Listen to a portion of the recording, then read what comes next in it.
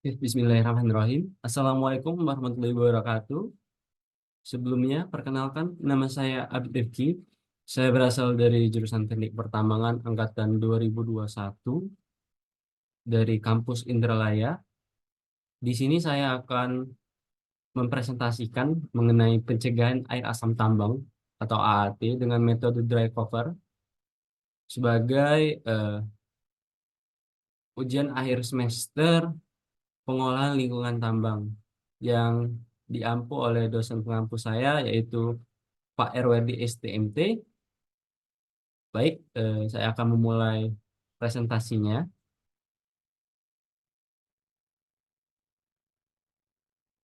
Oke, sebelum kita masuk ke metode dry cover untuk pencegahan air asam tambang, saya akan menjelaskan terlebih dahulu itu apa air asam tambang atau AAT ini. Nah, berdasarkan Direktorat Jenderal Mineral dan Batu Bara 2013 mendefinisikan air asam tambang yaitu sebagai berikut.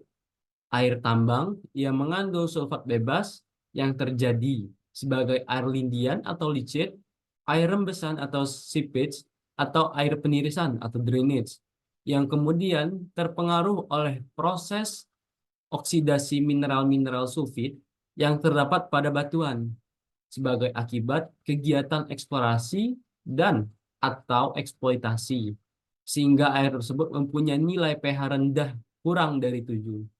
Nah, itu adalah pengertian dari air asam tambang tersendiri menurut Direktorat Jenderal Mineral dan Batubara tahun 2013.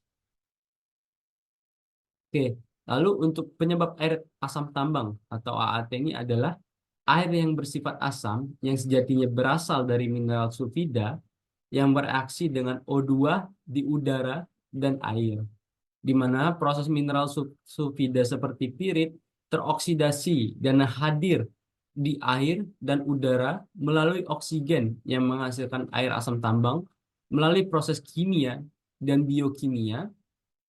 Lalu oksidasi mineral sulfida dapat dideskripsikan dengan persamaan Morin and Hart tahun 1997 dalam eh, Bussiere tahun 2009. Dengan langkah pertama terjadi oksidasi langsung dari pirit FeS2 oleh oksigen yang menghasilkan sulfat SO4 2-. Lalu ferrous iron Fe2+ dan keasaman. Yang dapat kita lihat di sini adalah rumus kimianya. H tambah 2 FeS.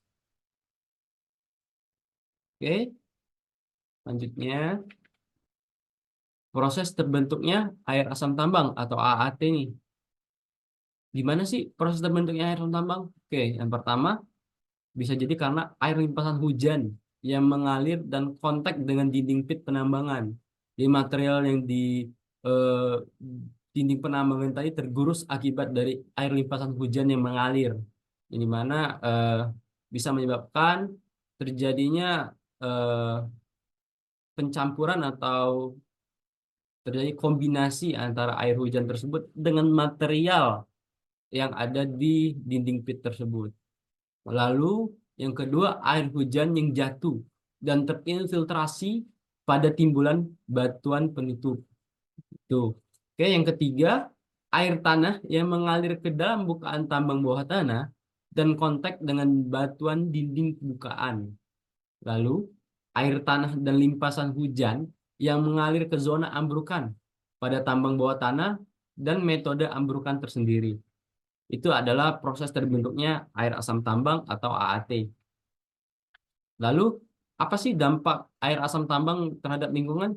Nah, eh, air asam tambang itu adalah salah satu bentuk eh, air yang tidak cocok apabila langsung didistribusikan terhadap lingkungan. Di mana pH-nya masih dalam kadar rendah yaitu di bawah 7 seperti yang dikatakan pada definisi tadi. Lalu air asam tambang ini dapat menyebabkan pencemaran dan memberikan dampak negatif pada lingkungan sekitarnya. Nah, seperti yang kita dapat berikan contoh di sini ada 4. Masyarakat di sekitar area pertambangan tidak akan mendapatkan sumber air yang bersih.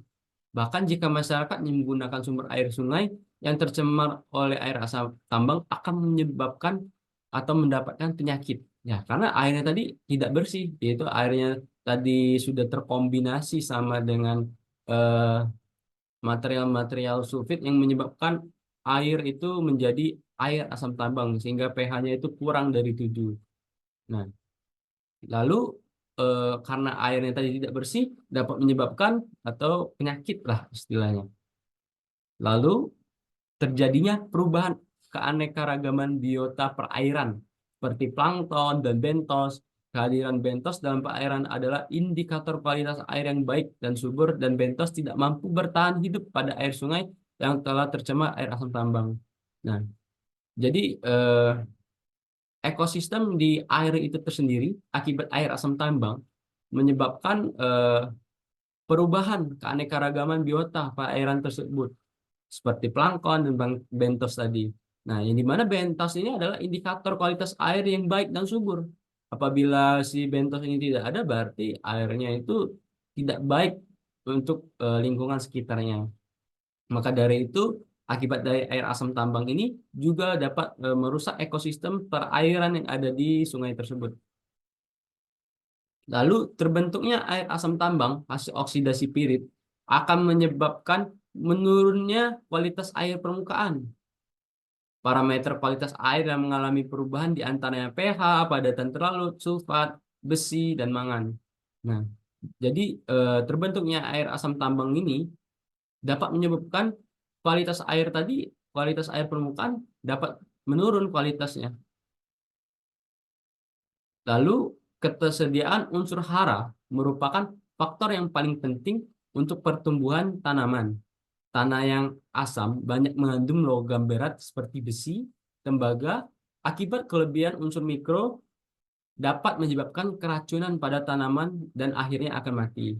Nah, jadi air asam tambang ini di mana kita sebagai makhluk hidup seperti tanaman juga itu membutuhkan air untuk bertahan hidup. Nah, apabila airnya ini tadi air asam atau air yang tidak bersih, maka apa apabila manusia saja mendapatkan penyakit, bagaimana dengan tumbuhan? Yang di mana tumbuhan akan mengakibatkan apabila mengkonsumsi air asam tambang ini atau terpengaruh dari air asam tambang ini dapat menyebabkan kematian pada tumbuhan tersebut. Itu adalah dampak air asam tambang terhadap lingkungan sekitar. Sebenarnya masih banyak dampak air asam tambang ini terhadap lingkungan sekitar, tapi ini adalah beberapa contoh yang dapat saya jelaskan. Itu ada 4. Lalu, nah, karena tadi air asam tambang menyebabkan dampak yang negatif, bagaimana sih cara pencegahan air asam tambang ini?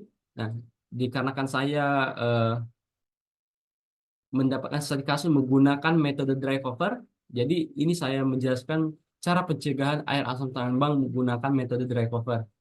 Nah, metode dry cover tersendiri itu hampir sama mirip dengan metode enkapsulasi, atau mungkin ini adalah salah satu metode enkapsulasi.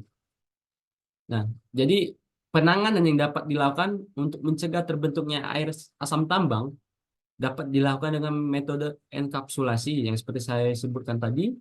Dalam metode ini dilakukan penutupan terhadap material pembentuk asam dengan material yang bukan pembentuk asam. Tujuannya dari penutupan adalah untuk mencegah kontak langsung antara komponen penyebab air asam tambang, yaitu sulfida, air, dan oksigen. Metode eskapulasi yang umum digunakan adalah dry cover atau penudungan kering. Nah, yang dilakukan dengan membuat lapisan kedap untuk menutupi batuan yang berpotensi membentuk asam sehingga infiltrasi air dan oksigen dapat diminimalisir agar tidak masuk ke dalam lapisan pembentuk asam. Nah, atau yang biasa kita sebut PAF, potential acid forming. Nah, jadi material potential acid forming ini kita tutup menggunakan material NaF, non acid forming. Lalu saya akan menjelaskan eh, seperti ini eh, metode dry cover atau penutupan material potensial acid forming tadi. Jadi pencegahan air asam tambang menggunakan metode dry cover. Nah, di sini saya mengambil sumber dari Vertiawan tahun 2010. Ya, di mana overburden management dalam upaya pencegahan air asam tambang di daerah timbunan, penggunaan metode dry cover untuk meminimalkan kontak material sulfida terhadap udara dan atau air. Nah, jadi di sini bisa kita lihat potensial acid formingnya atau PAF-nya ini ditutupi oleh material NaF. Nih, yang dimana overburden management plans sesuai pada judul gambar ini adalah pemisahan material pembentuk asam atau PAF dan bukan pembentuk asam atau NaF, yaitu mereka menggunakan selective dumping method. Nah, dari mana mereka menentukan material PAF dan NaF ini? Mereka menggunakan geochemical data. Nah, jadi mereka mendapatkan model persebaran PAF dan NaF yang dimana geochemical data ini didapatkan dari pengeboran eksplorasi. Nah, jadi untuk overburden management yang tadi itu kita menggunakan alat mekanis yang dimana pemindahan dan pemangkutan batuan penutup tadi, yang dimana ada material PNAF dan NaF. Nah, material overburden ini kita pisahkan. Yang mana yang material PAF, NaF yang menggunakan alat mekanis tadi.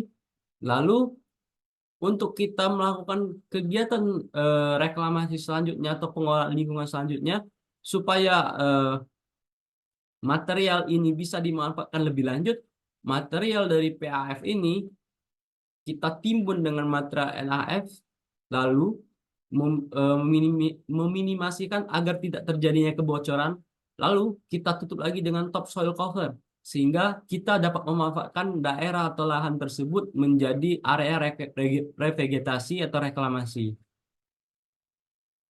Nah, di sini adalah contoh desain timbunan dari data sebaran material PAF dan NaF. Jadi mana coklat dan abu-abu ini adalah material NaF, lalu yang material yang seperti trapesium ini adalah material PAF. Jadi material NaF ini harus dikompaksi sehingga tidak adanya kebocoran yang mengakibatkan tersentuhnya air tadi atau kontak langsung terhadap material PAF ini tersendiri. Lalu selanjutnya itu adalah kelebihan metode dry cover, yang dimana metode-metode pencegahan dari air asam tambang tadi memiliki kelebihan dan kekurangan masing-masing. Di mana metode pencegahan air asam tambang ini ada banyak. Contohnya tadi ada enkapsulasi, dry cover, ada menggunakan metode in situ dan lain-lain. Nah, lalu kelebihan metode dry cover ini apa aja sih? Satu, mengurangi paparan oksigen. Nah, dengan menutupi material yang mengandung sulfida atau PAF tadi dengan lapisan kedap atau lapisan NaF yang udah dikompaksi atau dikompaksi sehingga tidak adanya kebocoran sedikit pun, itu dapat mengurangi paparan oksigen untuk mengurangi reaksi pembentukan AAT tadi, air asam tambang. Lalu mengurangi infiltrasi air. Nah, dry cover ini dia mencegah air hujan dan air permukaan masuk ke material yang pembentuk acid forming tadi atau PAF, potensial acid forming, sehingga eh, dengan adanya dry cover dia dapat mengurangi infiltrasi air atau kontak air langsung terhadap material pembentuk si air asam tambang. Lalu stabilitas jangka panjang. Nah, metode ini dapat memberikan solusi jangka panjang yang lebih stabil dibandingkan dengan metode-metode lainnya karena tidak tergantung pada pengolahan aktif. Jadi pemeliharaannya minimal. Lalu fleksibilitas material penutup. Nah, dengan material yang ada, kita dapat memanfaatkan sebagai jenis material sebagai dry cover untuk menutupi si material yang mempunyai potensial acid forming atau PAF tadi. Jadi fleksibel material penutup ini kita dapat temui di atau kita dapat mendapatkannya secara langsung mudah di area pertambangan itu sendiri. Lalu untuk yang kelima, biaya operasional yang lebih rendah. Kenapa biaya operasional yang lebih rendah? Seperti yang saya jelaskan di poin nomor 3 dan poin nomor 8, yaitu adalah pemeliharaan yang minimal. Nah, yang dimana kita hanya mencegah atau monitoring bahwa lapisan yang kita tutup tadi yang sudah kita kompaksi atau lapisan yang menutupi dari material PAF ini tadi, tidak adanya kebocoran, yang tidak adanya air atau kontak langsung terhadap material PAF itu sendiri. Jadi biaya operasionalnya yang lebih rendah. Lalu mengurangi resiko lingkungan. Jadi eh, mengurangi dengan adanya dry cover ini dapat memberikan eh, keamanan atau mengurangi resiko lingkungan akibat dari air asam tambang itu sendiri. Nah, lalu yang ketujuh, penggunaan lahan yang efisien. Jadi kita dapat menggunakan material-material bekas kita menambang tadi dan juga menggunakan lahan tadi yang sudah kita tutup dengan material NAF dan kita spreading topsoil sehingga dapat kita manfaatkan sebagai revegetasi lahan tersebut. Lalu yang ke-8 seperti sama seperti nomor 3 yaitu pemeliharaannya yang minimal. Oke, itu adalah kelebihan dari metode dry cover. Selanjutnya adalah kekurangannya. Nah, jadi kekurangan metode dry cover ini adalah biaya awal yang tinggi. Dari mana biaya awal yang tinggi? Yaitu dari alat-alat mekanis yang digunakan untuk melakukan kegiatan dari penimbunan si material NAF, spreading topsoil, pengangkutan, itu adalah biaya awal yang tinggi. Lalu ketergantungan pada kondisi lingkungan. Nah, jadi kondisi lingkungan di situ apakah cocok menggunakan material yang ada pada area pertambangan tersebut dan kondisi lingkungan tersebut kita harus kaji terlebih dahulu. Jadi metode dry cover ini tidak langsung dapat kita langsung menggunakan metode ini. Jadi kita harus mengkaji dulu kondisi lingkungan sekitar. Lalu pemeliharaan dan pemantauannya. Nah, tadi kelebihannya adalah pemeliharaannya minimal, tapi kok di sini kekurangannya adalah pemeliharaan dan pemantauan. Nah, jadi pemeliharaan dan pemantauan ini maksudnya adalah eh, masih adanya kegiatan monitoring untuk memastikan metode dry cover ini tidak rusak akibat dari kondisi lingkungan, iklim, cuaca, dan lain-lain. Jadi masih perlu adanya pemeliharaan dan pemantauan. Lalu yang keempat adalah keterbatasan material penutup. Seperti yang saya bilang di nomor 2, material yang menjadi penutup atau NAF itu tidak semua material bisa menjadi dry cover atau penudung atau pelapis dari material PAF ini. Sehingga eh, kita harus mengkaji terlebih dahulu material yang ada di area pertambangan kita atau material yang akan dijadikan si dry cover ini tadi. Lalu ada resiko kebocoran. Nah, karena material ini tadi dikompaksi, lalu kita tidak tahu apakah iklim, tergerusannya air akibat limpasan air hujan, terus menyebabkan erosi sehingga lapisan tanahnya tadi terbuka dan menyebabkan resiko kebocoran yang mengakibatkan kontak air terhadap lapisan PAF tadi. Nah, sehingga perlu yang namanya pemeliharaan dan pemantauan karena ada akibat yaitu resiko kebocoran sehingga dapat menyebabkan kontak langsung air terhadap si material PAF tadi.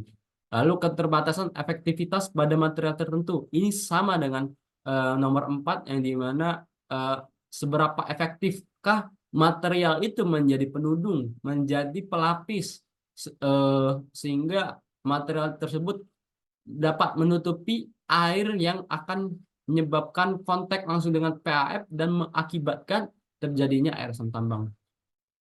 Kompleksitas implementasi, poin nomor 7. Jadi untuk melakukan metode dry cover ini lumayan kompleks. Kita harus melakukan pemisahan yang mana PAF, yang mana NAF, yang dimana dilakukan dengan tadi geokemikal, dilakukan dengan eksplorasi pengeboran, kita harus pisahkan, lalu kita harus melakukan kegiatan alat mekanis yaitu pengangkutan, penimbunan, sehingga lumayan kompleks yang ada di metode dry cover ini untuk mencegah asam tambang. Lalu perubahan permukaan tanah. Nah, perubahan permukaan tanah ini adalah elevasi yang berubah akibat dari kita menimbun dari material yang utama ada material PAF, kita timbun menggunakan material EAF, lalu kita eh, spreading topsoil untuk kita manfaatkan sebagai lahan revegetasi sehingga elevasinya berubah dan perubahan permukaan tanah. Maka dari itu ini adalah kurangan dari metode dry cover sebagai pencegahan air asam tambang. Mungkin sekian penjelasan saya mengenai pencegahan air asam tambang menggunakan metode dry cover. Apabila saya ada salah kata atau salah penjelasan, di sini kita sama-sama belajar. Kepada Allah saya mohon ampun. Wabillahi taufik wal hidayah. Wassalamualaikum warahmatullahi wabarakatuh.